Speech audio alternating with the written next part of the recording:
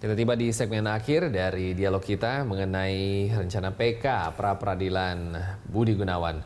Bersama dengan Kang Asep di studio dan juga Pak Johan Budi di sambungan telepon. Pak Johan Budi, ya. Mendengar penuturan dari Kang Asep di segmen sebelumnya, apakah ini berarti KPK sudah menyerah sebelum bertanding ibaratnya? Tidak dicoba dulu untuk PK? Ya, jadi kenapa saya tadi menjelaskan bahwa KPK bukanlah tidak melakukan upaya hukum ya terkait dengan putusan pra-peradilan tadi. Ya. Karena itu kan tadi saya cerita kronologinya. Kenapa kemudian KPK memilih waktu itu mengirimkan surat kepada Mahkamah Agung selaku fungsi pengawasan, kemudian juga melakukan kasasi ya terkait dengan putusan pra-peradilan itu. Sebelum memutuskan opsi, waktu itu jadi opsi, saya ingat betul ya, waktu ada pimpinan Pak Bambang, Pak Abraham, dan Pak Pandu dan Pak Azul, opsinya ada dua, PK ataukah kasasi gitu. Itu melalui perdebatan ya waktu itu. Lalu akhirnya diserahkan ke pimpinan putusannya, kemudian kasasi dilakukan gitu. Jadi bukan seolah-olah menyerahkan itu, tidak ada upaya yang kita lakukan gitu. Bahwa kemudian tadi ada cerita lanjutannya, kita ke Mahkamah Agung waktu itu berlima, dan itu saya kira ada tersirat dan tersurat ya, yang disampaikan oleh Ketua Mahkamah Agung ya, bahwa tadi seperti Pak Aceh sampaikan itu,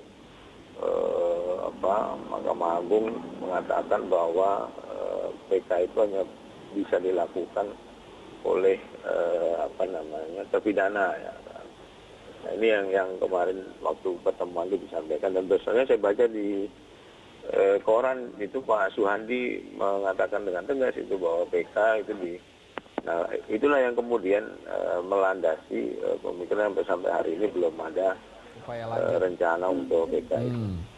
Nah, barusan disampaikan oleh Kang Asep seperti itu, ada sejarahnya, historinya bahwa yang disampaikan tidaklah seperti yang disampaikan oleh Ketua MA seperti itu. Apakah akan ada berubah pikiran atau tetap seperti itu, Pak Johan Budi? Soal PK itu bisa dilakukan itu kita sudah tahu dari waktu debat awal itu, makanya ada pakar yang mengatakan itu kan pendapat ya. Yang disampaikan oleh Pak Asep itu kan fakta ya, bahwa ada yang melakukan PK, ada yang tidak gitu kan. Kemudian ada PK yang diterima, ada juga yang tidak gitu. Itu kan yang proses kejadiannya. Nah, sebelum kita memilih opsi itu kita sudah tahu waktu itu soal fakta-fakta seperti ini, karena itu kan secara tertutup waktu itu kita berdiskusi dengan Biro Hukum ya, waktu itu berdiskusi dengan pakar-pakar itu ada dua pendapat itu tadi. Ada yang mengatakan PK boleh, ada yang mengatakan PK tidak boleh, tidak bisa, ada yang kasasi.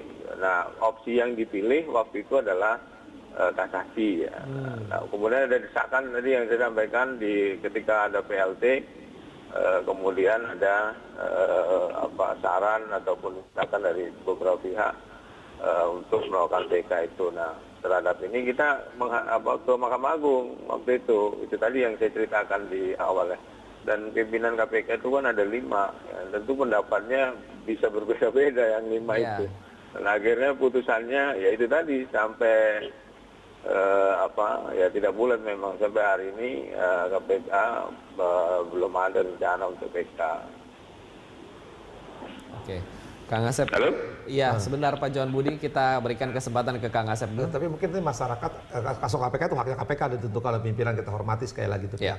Cuman pun masyarakat akan menilai mungkin aneh dan lucu di satu pengadilan yang sama terhadap perkara yang sama, dasar objeknya yang sama, berbeda kan, dan jangka waktu tidak jauh gitu kan, sebelumnya mengabulkan mengabulkan pra-peradilan terhadap penetapan tersangka. Sekarang juga ada di pengadilan yang sama, yang belum 2 bulan, 3 bulan, 1 semester lah istilah mahasiswa, putusannya yang berbeda. Pasti masyarakat nggak akan melihat ya. Nah, apakah sekarang Mahkamah Agungnya juga udah ada di buku petunjuknya itu, buku istilah saya buku 2 How to Do What to Do sejak tahun 91 sampai terakhir bukunya itu petunjuk, malah halamannya saya hafal sekali 54, bahwa hakim itu harus pra-peradilan hanya itu. Tidak ada di luar itu. Nah, ketika ada hakim di bawah, tidak jauh dari Mahkamah Agung mesti wilayah di Jakarta, ada 2 putusan yang berbeda. Dan kita harapkan nanti juga besok ada putusan yang sama dengan Tati, berbeda. Apakah Mahkamah Agung akan diam dengan ini? Mahkamah sebagai pengawas hukum tertinggi gitu akan mendiamkan adanya ketidakpastian terhadap peradilan yang sekarang pasti akan menjadi gelombang-gelombang yang menurut saya bilang biarin gelombang biar membuktikan bahwa putusan sebelumnya yang berbeda dari pasal 77 apakah menjadi acuan. Nah, tapi ketika orang yang menyimpang ada hakim keluar dari pasal 7 apakah akan didiamkan? Kan itu. Karena apa? Ini hukum acara butuh kepastian supaya nanti juga tidak sembarangan orang mengajukan pra peradilan karena udah tahu. Saya katakan mungkin ribuan lah ya sebelum yang Cepron atau putusannya BG ini banyak putusan yang pra peradilan yang kembali silahkan formulir gitu kan ketika ada yang menyimpang ini dan ketika berbeda yang terakhir ini dengan istilahnya 41 lah setelah putusan itu ya posisinya apakah akan didiamkan? Masyarakat kan mungkin loh kok hukum ini nggak ada kepastian di Republik ini jangan-jangan esok lusa ya kalau itu yang tertangkap tangan misalkan akan pra peradilan lagi apalagi dikabulkan ikut putusan yang aneh saya juga nggak tahu kembali ke Mahkamah Agung apakah akan menyikapi terhadap putusan yang berbeda pra peradilan terhadap penetapan tersangka akan diam atau menyisikap memang sikap harusnya dalam bentuk putusan kan makanya saya bilang kalau ada PK Mahkamah punya sikap loh dengan putusan gitu kan dan itu celahnya ada kalau memang kasasi jelas-jelas tertulis ya ada pasal 45 Undang-Undang Mahkamah Agung tapi kalau PK itu memang walaupun orang menimbulkan multitafsir Undang-Undang Kehakiman patokannya konsideran dari undang-undang itu dari Undang 70 2004 2009 telah menyebut ya. Tapi sekali lagi ya saya pengamat hanya menyampaikan serahkan para pihak dan Mahkamah Agung juga minimal melihatlah 2 putusan di pengadilan yang sama terhadap perkara yang sama, objeknya sama kok berbeda. Bisa begitu ya. Setidaknya ini juga saran dorongan kepada KPK seharusnya maju terus. KPK biarin aja. Ya. Oke, Pak Johan Budi, sebelum kita mengakhiri sambungan telepon, Pak, sekaligus saya ingin bertanya mengenai yang terbaru, Pak, mengenai operasi tangkap tangan itu bagaimana, Pak? Saya nggak bisa memberikan komentar dulu ya, karena masih proses ya. Jadi saya belum. Tapi memang saya mendengar ada penyelenggara negara yang ditangkap ya, di Bali. Termasuk yang di Bali tadi malam itu, Pak? Iya nanti, ya makanya di Bali kan. Yang Anda maksud di Bali bukan? Ya. Iya, makanya. Nanti kasih waktu saya 1-2 jam ke depan lah untuk konfirmasi ini. Oke, kita antusias soalnya mendengarkan kelanjutannya seperti apa Pak Johan Budi. Baik, terima kasih. Selamat bertugas, selamat bekerja Pak Johan Budi. Terima kasih. Selamat pagi. Selamat pagi, terima kasih juga Kang Asep sudah bersama kami di studio Berita 1 TV. Demikian dialog kita, tetaplah bersama kami, informasi menarik lain akan kami hadirkan untuk Anda.